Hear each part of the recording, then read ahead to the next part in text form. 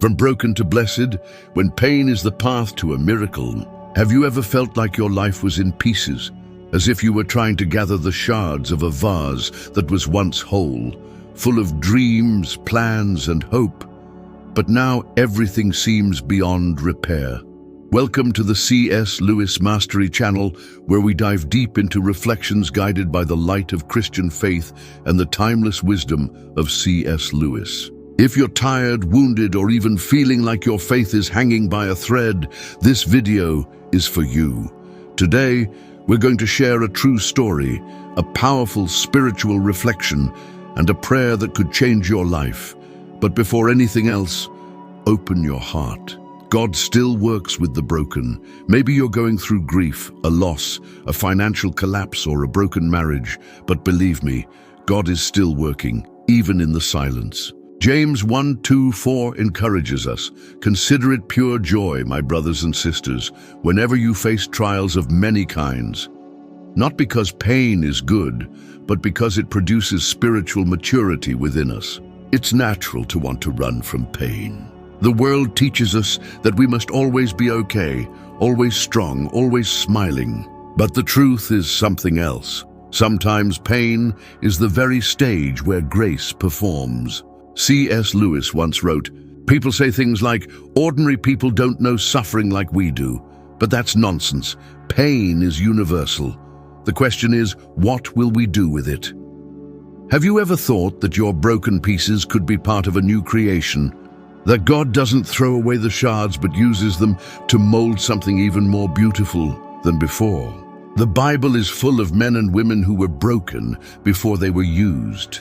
Joseph was betrayed by his brothers, sold into slavery, unjustly imprisoned, but it was in Egypt, in the midst of pain, that God raised him up.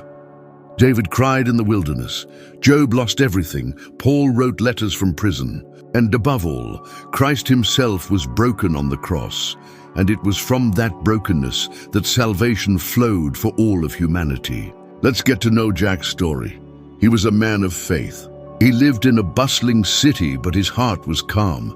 He and his wife Trudy didn't have much money, but they had love, faith, and dreams. Trudy was his rock, his support, his joy. Together, they faced life's hardships with hope. But one night, everything changed. Trudy suffered a tragic accident and passed away. Jack was swallowed by grief. The world lost its color. The ground vanished beneath his feet. He couldn't eat. He couldn't sleep. Pain paralyzed him. He tried to keep going, but everything felt meaningless. He lost his job, was unjustly accused of negligence, and instead of fighting, he gave in to alcohol, to silence, to numbness. It was there, at rock bottom, sitting on the dirty sidewalk outside a bar, that he heard words that echoed like a gentle thunder. "My son, prayer can change everything. God still has a plan for you." These words came from an elderly man who didn't walk past. He sat beside him, listened to his pain, and prayed with him. And in that prayer, something happened. Jack felt, if only for a moment, a warmth, a presence, a flicker of hope. Jack began slowly. He quit drinking, returned to church. He wept as if washing his soul. With the help of the community, he rebuilt his heart. He felt God breathe life into dry bones, just like in Ezekiel, and more. Jack decided to start a business. He began small, selling the cakes Trudy used to make. Her recipes, which once seemed like memories, became seeds of a new season. God blessed it. Today, Jack owns a bakery that creates jobs and feeds and sustains families, but he never forgot where he came from. He says, "My business was born out of pain. It was on the floor that I learned to look up. The waiting, the silence, the pain, none of it is in vain. Just like the caterpillar needs the cocoon to become a butterfly, we need the valleys to prepare for the mountaintops." C.S. Lewis also reminds us, pain is the chisel God uses to carve the character of Christ in us. You who are listening now, maybe you're waiting for healing, an answer, a job, a new beginning. But what if God is more interested in who you re-becoming while you wait than in what you'll receive? Look to the cross. The greatest pain in history became the greatest miracle. Jesus didn't run from pain, he overcame it with love, and you can too. Scripture assures us in Philippians 4:6-7, "Do not be anxious about anything, but in every situation by prayer and petition, with thanksgiving, present your requests to God. And the peace of God, which transcends all understanding, will guard your hearts and your minds in Christ Jesus." If this message has touched your heart so far, comment, "God is restoring me." Share this video with someone who needs hope.